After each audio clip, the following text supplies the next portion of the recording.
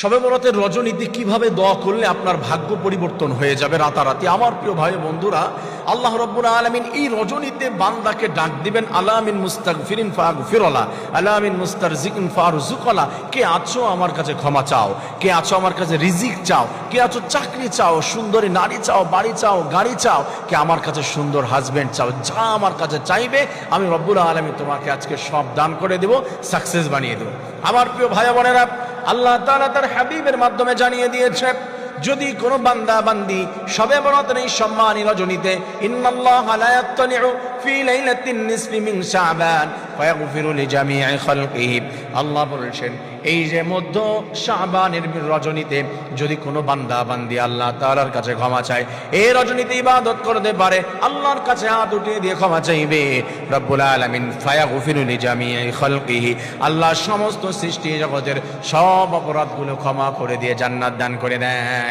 আপনি কেমন করে আল্লাহ তাআলার কাছে চাইবেন, কিভাবে আল্লাহ তাআলার কাছে মুনাজাত করবেন, দোয়া করবেন?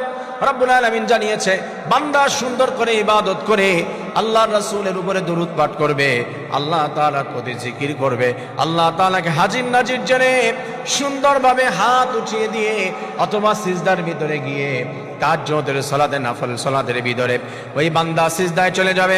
রাসূল জানিয়ে দিয়েছেন, আকরাবু মা ইয়াকুনুল আবদু মির রাব্বিহি ওয়া হুয়া সাজিদুন ফাআকসিরুদ দুআ। কোন বান্দা যখন সিজদার মধ্যে চলে যায় তখন আল্লাহ রাব্বুল আলামিনের একেবারে কাছাকাছি পৌঁছে যায়। ফাআকসিরুদ দুআ, তুমি তখন বেশি বেশি আল্লাহর কাছে দোয়া করো। তার মানে সিজদার ভিতরে যখন আমরা চলে যাই আল্লাহ তাআলা আমাদের কাছাকাছি হয়ে যায়, তখন যখন সমস্ত দরখাস্ত জানানো হয় প্রত্যেকটি দরখাস্ত আল্লাহ রাব্বুল আলামিন কবুল করে নেয়। এরপরে আপনি সাধারণভাবে আল্লাহর কাছে দোয়া করতে পারেন, হাত উঠিয়ে দিয়ে বলতে পারেন, রব্বানা যালামনা আনফুসানা ওয়া ইন লাম তাগফির লানা ওয়া তারহামনা লানাকুনান্না মিনাল খাসিরিন।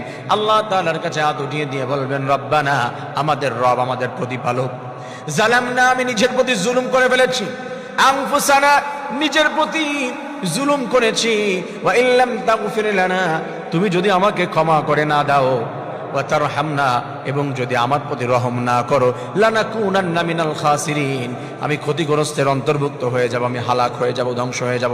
আল্লাহ তাআলা বলে, বান্দারে, আমি তো এই রজনীতে তোকে ক্ষমা করে দেওয়ার জন্য প্রস্তুত। আমার কাছে যতগুলি দরখাস্ত জানিয়েছি হাত উঠিয়ে দিয়ে নামাজের সিজদার ভিতরে গিয়ে আল্লাহ তাআলা একটাও ফিরিয়ে দিতে পারেন না। রব্বুল আলামিন প্রত্যেককে ক্ষমা করে দিয়ে জান্নাতি বান্দা বান্দি হিসেবে কবুল করে নেয়। আমার প্রিয় ভাই বন্ধুরা, এই রজনীতে আল্লাহ তাআলার কাছে বেশি বেশি ইস্তেগফার করব, বেশি বেশি তাসবিহ জপবো, বেশি বেশি কোরআন তেলাওয়াত করব, সালাত আদায় করব, দোয়া করব আল্লাহ তাআলার কাছে। আল্লাহ তাআলা সবাইকে এই রজনী সুন্দরভাবে উপভোগ করার তৌফিক দান করুন, আমিন।